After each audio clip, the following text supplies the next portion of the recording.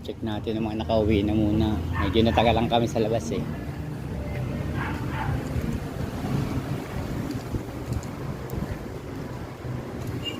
Nako ah. Lahat ng inakay wala pa. Yun, ito magpares. Yan, nasa taas. Nandyan na. Magpares, nandyan na. Yung pares niya, yung checkered na white light, wala.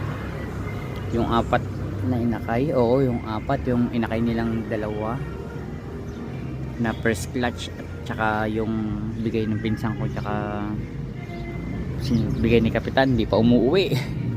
Mga walayuan yata. Ito di ko muna sinama, susunod ko na yan. Di bali, silang batch naman susunod na wawalain natin. Yan, meron pa dun. Nasaan na yung ayun, nasaan na yung kapatid niya? Ayun. Yan, di bali, bang pa tayo mamaya mga kalapatids. Happy New Year sa atin mga kalapatids. Masyadong busy, hindi ko na na-update. Ayan, ito na lang mga breeder na tira ko.